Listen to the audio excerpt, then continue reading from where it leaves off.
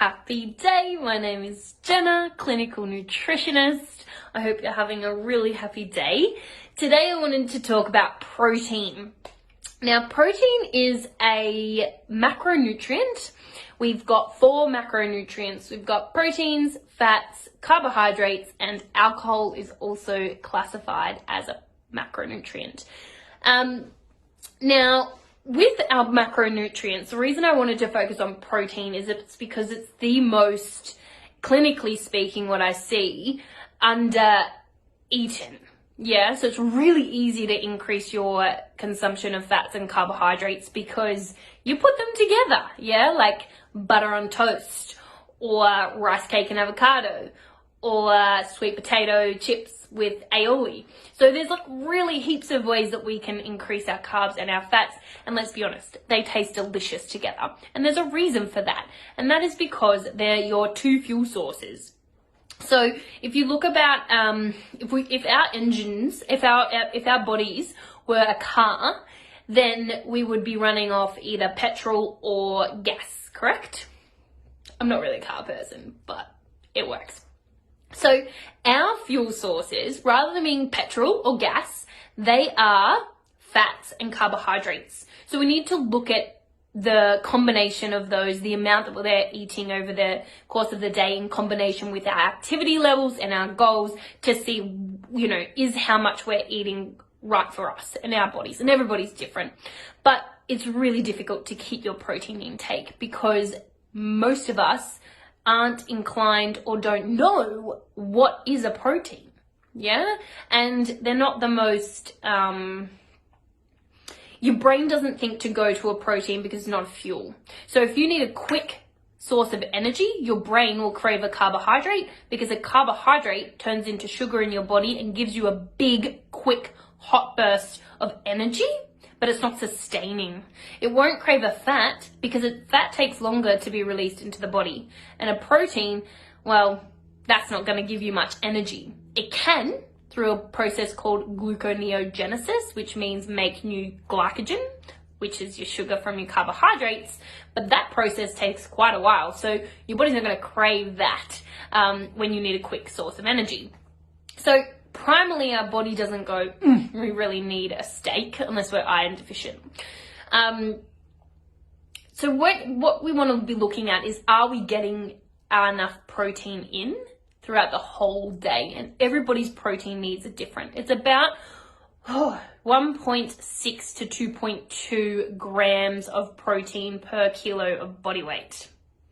And that will depend on your activity levels, if you're pregnant or breastfeeding, your goals, how much you're weight training, do you want to increase your muscle, are you vegan or vegetarian, do you eat meat? It really depends on a whole range of things. Where are your hormones at as to what macronutrient portion is right for you. And that's where we can look at that in individual consultation. So with your protein, we usually, I recommend using a hand method for figuring out your protein needs. So it's about 1 to 2 palm size and thickness is your individual serving size of protein per meal. The other thing is eggs. So eggs are however many you can hold in your hand, that is your serving size. So I can hold about 3 or 4 eggs in my hands. There's no issue with having that many eggs in a day. The whole thing about they're rich in cholesterol and it will increase my cholesterol is flawed. So it won't. And also every single cell in your body has cholesterol receptors. So every single cell in your body is able to receive cholesterol, which is really important to know. But every single steroid hormone, so your hormones, your estrogen, progesterone, your testosterone, all of those come from cholesterol. So that's another talk. We can talk about that. But about 3 to 4 eggs, depending on like your hand. Yeah. So you can eat a few. So eggs are a great source of protein. So is chicken, poultry, beef, lamb, fish, pork, kangaroo, dairy if you consume it. I professionally only recommend consuming organic dairy. Conventional dairy can be really rich in estrogen, and that's called exogenous estrogen that can come in and mess with our hormones. So it's not something I recommend, and it can be low in nutrient profile just because of the processing methods. It really depends on the individual. So you can have protein powder as well. If we're looking at more of a vegan source of protein, which is non-animal, so it's a plant-based protein, what we need to do is make sure that you're getting all of your essential amino acids over the course of a week, say.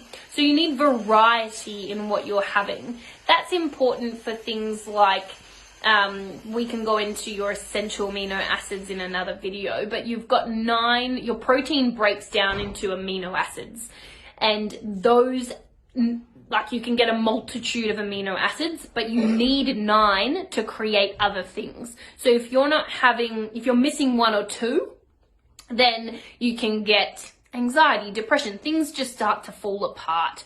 In animal protein, all of those 9 essential amino acids are in the one product. In plant-sourced versions of protein, they're scattered. So they've got 2, 3, 4 in, around different sources, but they're not all in one. So things like nuts, seeds, chia seeds, hemp, they're really rich in good quality proteins and have a lot of those 9 of those essential amino acids in them. Tofu, tempeh, which are soy-based. So make sure you get non-genetically modified soy products if you want to consume them, so that you're not risking those health issues as well. Peas, black beans, legumes, lentils, chickpeas, butter beans. These are really rich in proteins as well for those who don't wish to consume animal protein. So making sure you get variety is so important. So make sure that that's a high priority for you, and then you're not always eating the same thing. Quinoa as well. Quinoa is a really good one for protein. So protein's really important for our hormone production. So that's not just for the ladies, that's for the men's too. We all have hormones, really essential. Protein is building the structure and function of your body. So neurotransmitters, they're things like your GABA, which is your inhibitory neurotransmitter. That's the one that's anti-anxiety, anti-worry, calming, soothing. Things for serotonin, which is like satiety, is important for your blood production. It's important for your happiness. Dopamine, that's another neurotransmitter responsible for drive and motivation.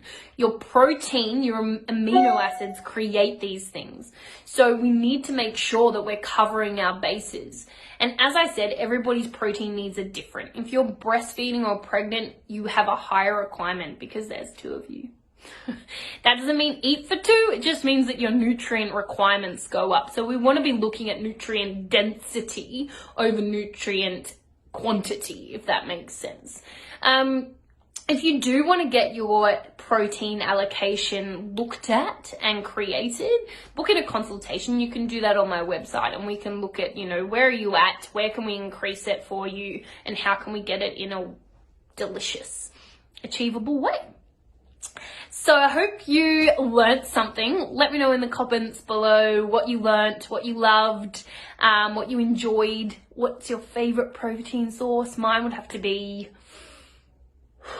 salmon or roast chicken, or I don't know yet. One of those. And anything else that you want to tell me. So I look forward to reading those. I am Jenna Paul, clinical nutritionist, and I hope you have a happy day. Bye.